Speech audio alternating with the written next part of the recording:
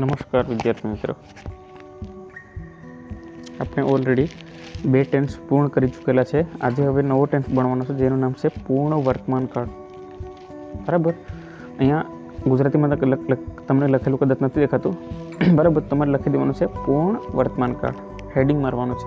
Okay, perfect present tense એવું અંગ્રેજી થશે. શું થશે? Perfect present tense. બરાબર, ત્યાં ડેફિનેશન શું છે એ વસ્તુ આપણે સૌપ્રથમ દેખવી પડે. બરાબર, ડેફિનેશન એટલે શું, એટલે કે વ્યાખ્યા શું છે, એમ નિયમ તો લખો. બરાબર, સમજવા માટે છે જ્યારે કોઈ ક્રિયા કે ઘટના ભૂતકાળમાં પૂર્ણ થઈ ગઈ હોય પણ તેની અસર વર્તમાનમાં વર્તાતી હોય તો તેને દર્શાવવા માટે પૂર્ણ વર્તમાન કાળનો ઉપયોગ થાય છે. બરાબર, કોઈ ક્રિયા કે ઘટના ભૂતકાળમાં પૂર્ણ થઈ ગઈ હોય પણ તેની અસર હજુ વર્તમાનમાં વર્તાતી હોય તો તેને દર્શાવવા માટે પૂર્ણ વર્તમાન કાળનો ઉપયોગ થતો હોય છે. ઓકે, સરસ. આપ સૌએ લખી લીધું હશે. હવે દેખો શું છે.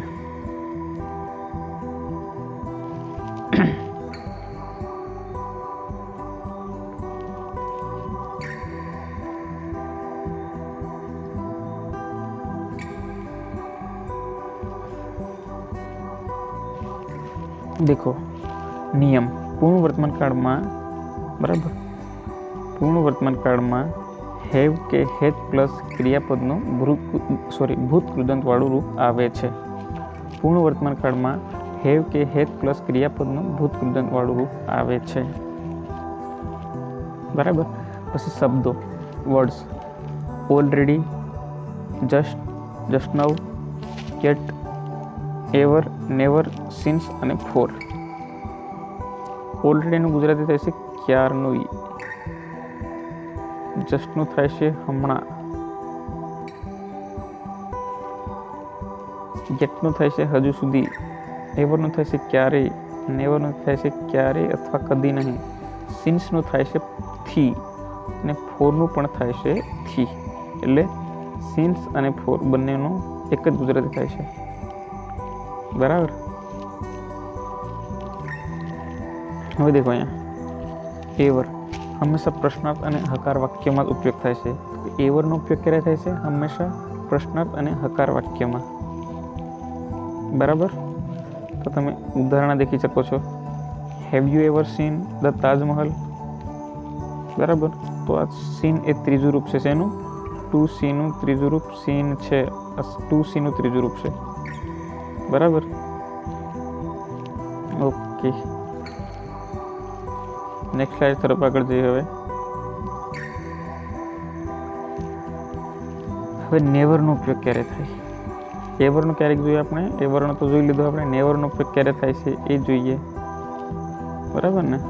નેવર હંમેશા નકાર વાક્યમાં જ ઉપયોગ થાય. નેવરનો ઉપયોગ હંમેશા નકારમાં જ થશે. તો એક્ઝામ્પલ સીધે જોઈ લો. I have never seen the Taj Mahal. દેખો અહીંયા પણ પાછો સીન આવ્યું. 2C નું ત્રીજું રૂપ છે scene. I have never seen the Taj Mahal એટલે મેં ક્યારેય તાજમહલ નથી જોયો, એવું થાય. હવે સીન્સ અને ફોર જોઈએ. હવે સીન્સ અને ફોર દેખો, અહીંયા લખેલું છે સીન્સની સામે નિશ્ચિત સમય દર્શાવે, પાછું કાઉન્સમાં લખેલું છે સાલ દર્શાવે. બરાબર, હવે ફોર દેખો તો અહીંયા ચોક્કસ સમયગાળો દર્શાવે છે, જ્યારે કાઉન્સમાં લખેલું છે વર્ષ દર્શાવે છે. તો સાલ અને વર્ષમાં શું તફાવત છે જોઈએ. બરાબર,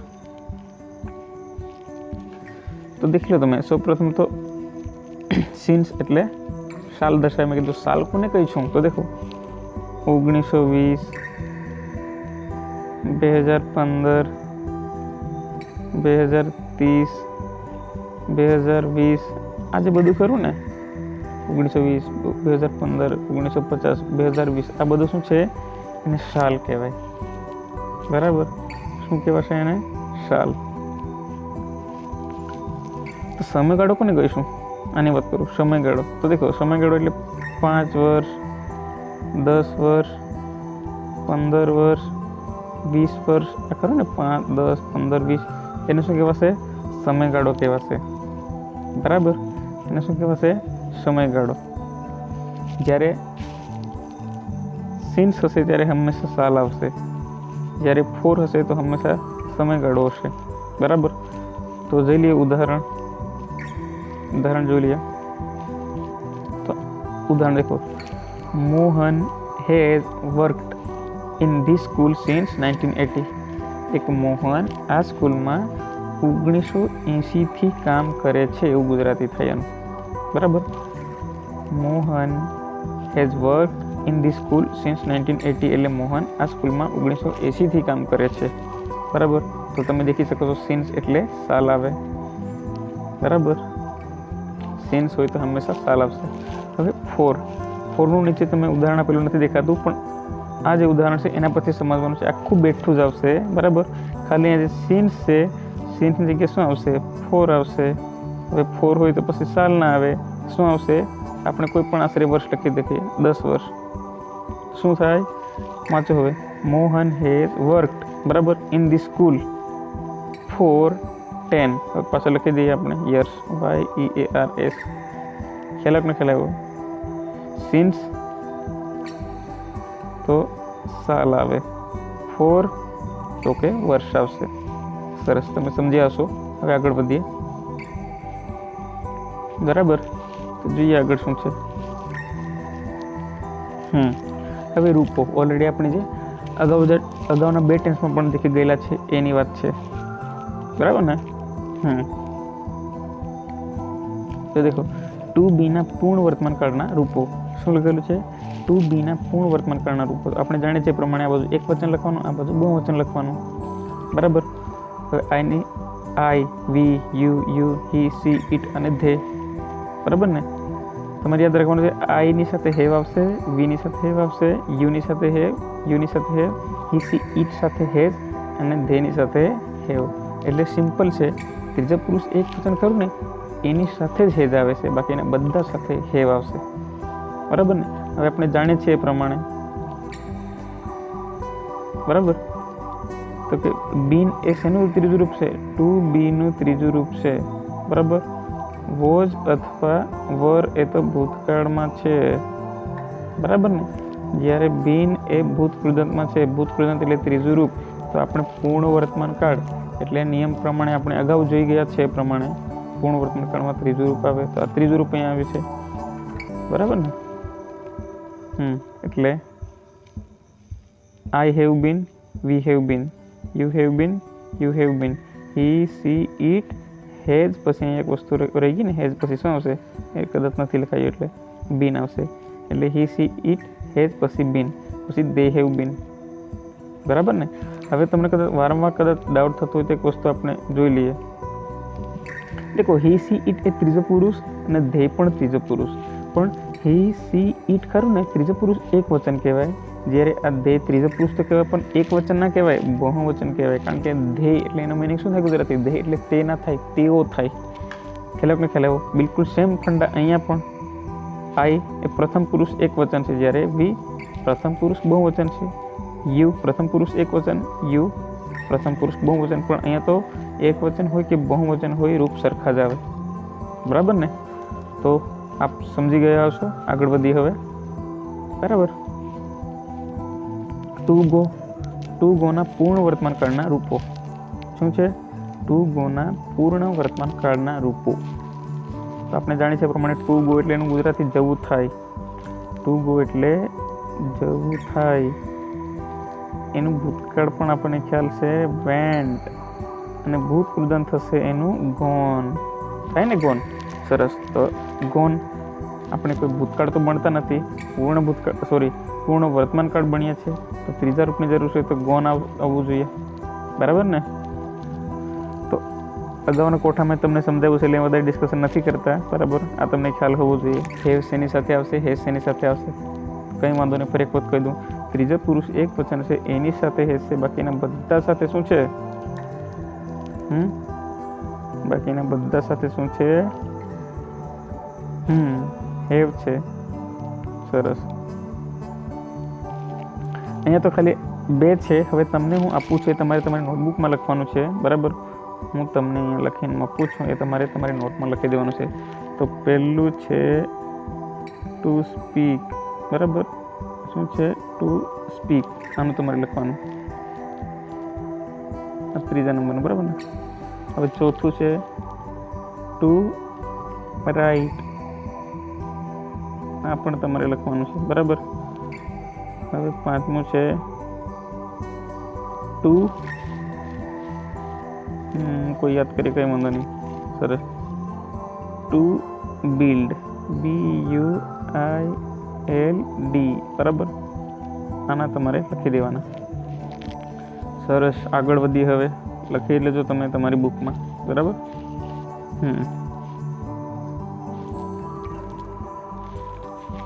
હવે આપણે આપણી મૂળ વાત પર આવી જઈએ.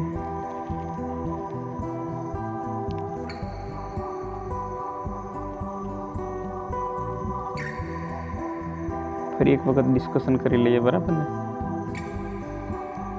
આ તો ડેફિનેશન છે, બરાબર. જ્યારે કોઈ ક્રિયા કે ઘટના ભૂતકાળમાં પૂર્ણ થઈ ગઈ હોય પરંતુ તેની અસર વર્તમાનમાં વર્તતી હોય તો તે દર્શાવવા માટે પૂર્ણ વર્તમાનકાળ વપરાય છે, બરાબર. તો જરાક ધ્યાન રાખવું, ભૂલી ના જવાય.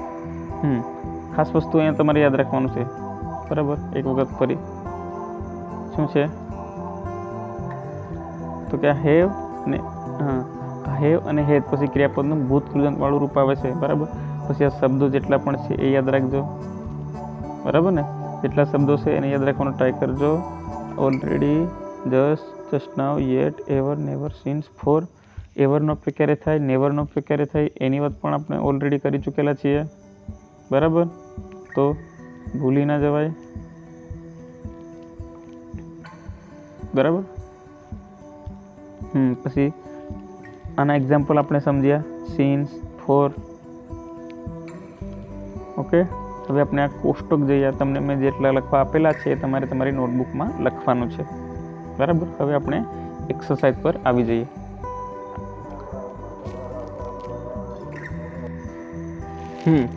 હવે આપણે એક્સરસાઇઝ દેખવાની છે, બરાબર. એક્સરસાઇઝ પહેલી देखो, माय फादर खाली जगह नॉट खाली जगह फ्रॉम द बाजार येट, बराबर. काउंसમાં અહીંયા ટુ કમ આપેલું છે એના આધારે આપણે મૂકવાનું છે, બરાબર ને. હવે દેખો, માય ફાધર એટલે ત્રીજો પુરુષ એક વચન કહેવાય કે ના કહેવાય, બરાબર. સિંગલ નામ છે, ત્રીજો પુરુષ એક વચન કહેવાય. એટલે આપણે જાણીએ છીએ પ્રમાણે ત્રીજા પુરુષ એક વચનમાં શું આવે, હેવ આવે કે હેજ આવે. પૂર્ણ વર્તમાન કાળમાં શું આવશે, હેજ આવશે ને, હેજ, હેજ આવશે. હવે ત્રીજી ખાલી જગ્યા, બીજી ખાલી જગ્યામાં મુખ્ય ક્રિયાપદનું કેવું રૂપ આવે, ભૂતકૃદંતનું રૂપ આવે. તો કમનું કમ જ આવશે, બરાબર ને. આપણે જાણીએ છીએ પ્રમાણે કમ એ મૂળ રૂપ છે, એનું બીજું રૂપ કેમ છે, જ્યારે ત્રીજું રૂપ કમ. એટલે પહેલું અને બીજું સરખા છે, જ્યારે ત્રીજું અલગ છે, બરાબર ને. પહેલું એ ત્રીજા જેવું, બરાબર. ધ્યાન રાખજો, ભૂલવા મિસ્ટેક થાય છે. પહેલું અને ત્રીજું સરખા છે જ્યારે બીજું અલગ છે, બરાબર. ફરી એક વખત, પહેલું અને ત્રીજું એક સરખા છે, બીજું અલગ છે. ઓકે. તો પહેલી ખાલી જગ્યામાં હેજ આવશે, બીજી ખાલી જગ્યામાં કમનું કમ, બરાબર. નેક્સ્ટ, સેકન્ડ ખાલી જગ્યા એવર આગ્રા. તમને તમે આ શબ્દ દેખી શકો છો, એવર શબ્દો પૂર્ણ વર્તમાન કાળ આવે. તો પહેલી ખાલી જગ્યામાં કદાચ મેં ના કીધું તો યટ, એ પણ પૂર્ણ વર્તમાન કાળમાં આવે. તો એનાથી આપણે ટેન્સની ઓળખ કરી શકીએ છીએ, બરાબર ને. હવે આ પ્રશ્નાર્થ વાક્ય છે બીજા નંબરનું. તમે જાણો છો પ્રમાણે કોઈ પણ ટેન્સ કોઈ પણ હોય, ખ્યાલ આવ્યો, ટેન્સ કોઈ પણ હોય પણ જે પ્રશ્નાર્થ હોય તો હંમેશા સહાયકારી ક્રિયાપદ આગળ આવે. હવે જાણો છો પ્રમાણે પૂર્ણ વર્તમાન કાળમાં સહાયકારી ક્રિયાપદ તરીકે એક તો હેવ આવે, બીજું હેજ આવે, બરાબર ને. હેજ અને હેવ. હવે આપણે યુના આધારે મૂકવાનું છે અહીંયા, બરાબર. હેવ આવશે કે હેજ આવશે એ આપણે અહીંયા યુના આધારે મૂકવાનું છે. તો હવે યુ છે, યુ સાથે હેવ આવે કે હેજ આવે, સરસ. યુ સાથે શું આવે, હેવ આવે, HAVE, બરાબર. હવે આપણે જાણીએ છીએ મુખ્ય ક્રિયાપદનું કેવું રૂપ આવે, ભૂતકૃદંતનું રૂપ આવે. તો વિઝિટનું વિઝિટેડ થાય, VISITED. ભૂતકાળ અને ભૂતકૃદંત સરખા થાય, વિઝિટેડ. જ્યારે મૂળ રૂપ શું થાય, ટુ વિઝિટ એ મૂળ રૂપ છે, બરાબર. ટુ વિઝિટ એ મૂળ રૂપ છે, હવે ત્રીજી ખાલી જગ્યા મયુરી, ખાલી જગ્યા ઓલરેડી ખાલી જગ્યા અ ગુડ પિક્ચર, બરાબર. ટુ ડ્રો છે, શું છે? ડ્રો, ક્રિયાપદ છે, એના આધારે આપણે ખાલી જગ્યા પૂરવાની છે. હવે દેખો, મયુર એટલે કોઈ સ્ત્રીનું નામ છે, બરાબર ને. હવે ત્રીજો પુરુષ એક વચન કહેવાય, કોઈક નામ હોય તો, કોઈક નામ હોય એ ત્રીજો પુરુષ એક વચન કહેવાય. મયુરી કોઈ સ્ત્રી છે, બરાબર ને. તો હી, શી, ઇટ 3 શબ્દ આવે છે. કેટલા શબ્દ આવે છે? હી, શી, ઇટ. એમાંનો છોકરી માટે શી વપરાય ને, શી. તો શીની જગ્યા અહીંયા મયુરી છે. ક્લિયર? તો મયુરી સાથે મેન પ્રશ્ન આપણો શું છે? મયુરી સાથે હેજ આવશે કે હેવ આવશે? બરાબર. તો ત્રીજો પુરુષ એક વચનમાં હેજ આવે છે. આપણે જાણીએ છીએ પ્રમાણે હી હોય, શી હોય, ઇટ હોય તો એની સાથે હેજ આવતું હોય. તો કોઈ પણ નામ હશે સિંગલ તો હેજ જવાનું. ઓકે.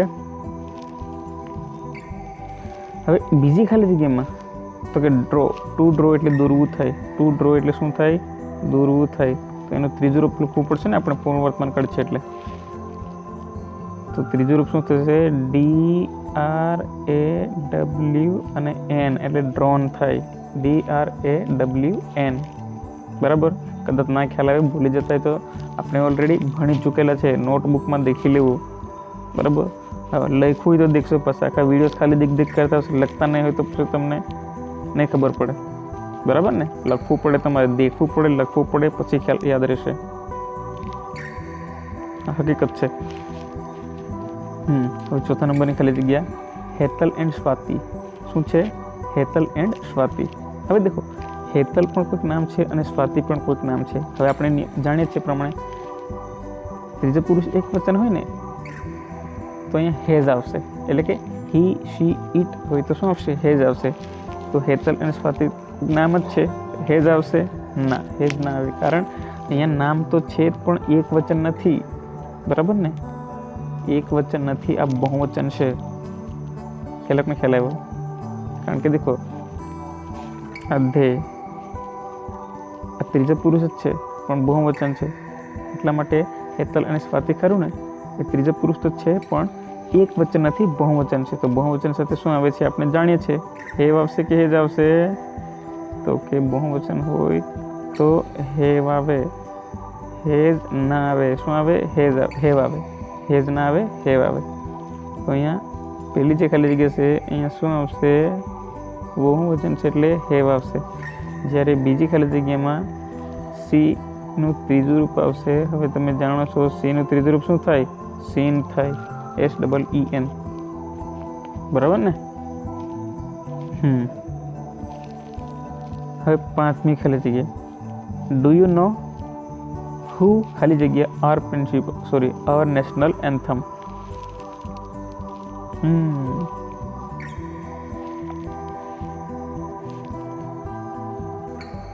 શું આવશે? કો સોરી, આ હું તમને હોમવર્કમાં આપું છું, બરાબર. આ વાક્ય હોમવર્કમાં આપું છું. મસ્ત વાક્ય છે, બરાબર. વાક્ય ખૂબ સરસ છે. તમે સમજવાનો ટ્રાય કરજો. ના આવડે તો વાંધો નહીં, આપણે નેક્સ્ટ લેક્ચરમાં જોઈ લેજો. તમારે મને, હું કદાચ ભૂલી જાઉં તો મને યાદ કરાવવાનું, બરાબર. 5મા નંબરની ખાલી જગ્યાએ બાકી છે એમ કહી દેવાનું, અથવા તો કોમેન્ટ બોક્સમાં એ દિવસે કહી દેવાનું, બરાબર. તો હું તમને અગાઉ આપણે બીજો લેક્ચર હશે એમાં સોલ્વ કરી દઈશું. ઓકે. ડાયરેક્ટ આપણે 6થા નંબર પર આવી જઈએ, બરાબર. કયા નંબર પર? 6થા નંબરની વાક્યમાં ખાલી જગ્યામાં આવો. તો શું છે 6થા નંબરમાં? આવર ટીચર ખાલી જગ્યા જસ્ટ ખાલી જગ્યા અસ પ્રોજેક્ટ. આવર ટીચર ખાલી જગ્યા જસ્ટ ખાલી જગ્યા અસ પછી પ્રોજેક્ટ કૌંસમાં ગીવ છે. હવે આવર ટીચર એટલે ત્રીજો પુરુષ એક વચન કહેવાય, બરાબર. આવર ટીચર એટલે ત્રીજો પુરુષ એક વચન કહેવાય. હવે ત્રીજો પુરુષ એક વચન હોય તો શું આવે? આપણે બધા જાણીએ છીએ. શું આવે? હેવ આવે કે હેજ આવે? હેવ આવે ને પહેલાં?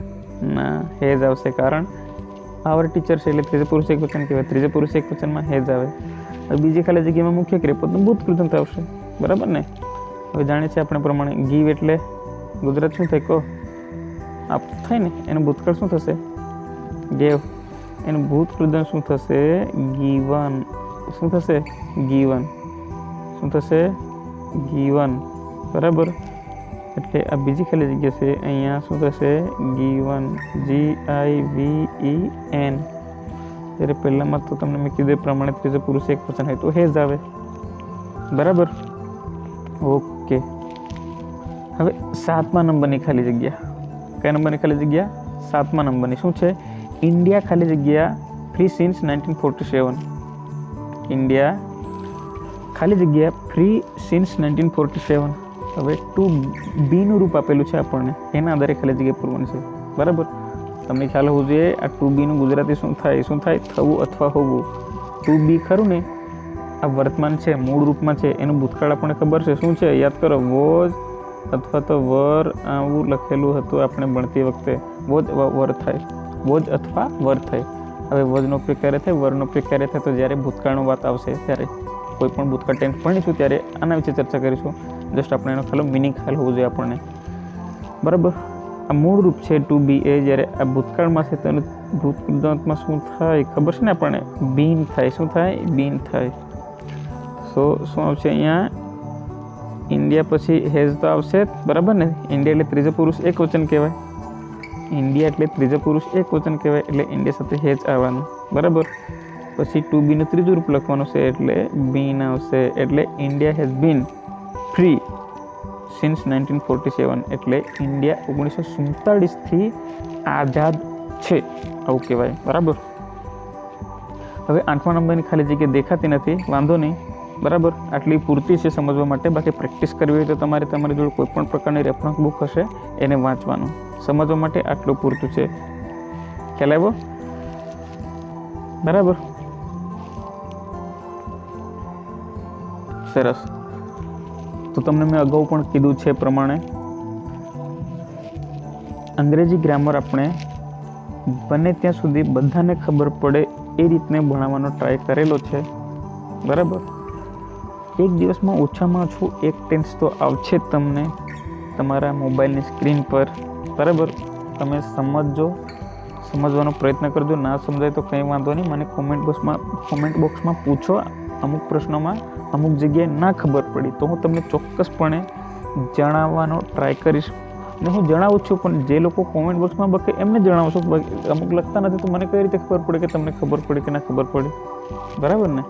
એટલા માટે જે જગ્યાએ તકલીફ હોય, ના ખબર પડતી હોય તો પૂછો, કોમેન્ટ બોક્સમાં લખો કે અમુક જગ્યાએ તકલીફ છે, બરાબર.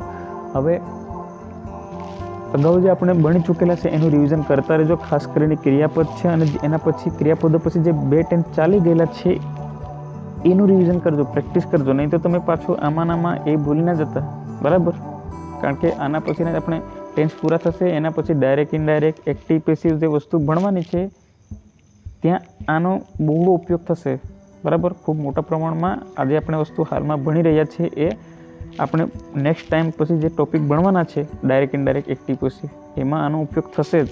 એટલા માટે હું તમને વારંવાર કહું છું કે આ હજુ જો તમારું કાચું હોય તો પાકું કરવાનો ટ્રાય કરો, થઈ જશે. અઘરા જેવું કશું છે નથી, બરાબર ને. કંઈ અઘરું નથી, આપણે મહેનત કરીએ, સમજીએ તો આપણને આવડે, બરાબર. તો આશા રાખું છું કે આપ સૌને આ વિડીયો ખૂબ પસંદ આવ્યો હશે અને તમને અમુક વસ્તુ ખબર પડી હશે, અમુક વસ્તુ ના ખબર પડે તો કંઈ વાંધો નહીં, પ્રેક્ટિસ કરશો તો આવડી જશે, બરાબર. મળીશું નેક્સ્ટ વિડીયોમાં. જય હિન્દ, જય ભારત.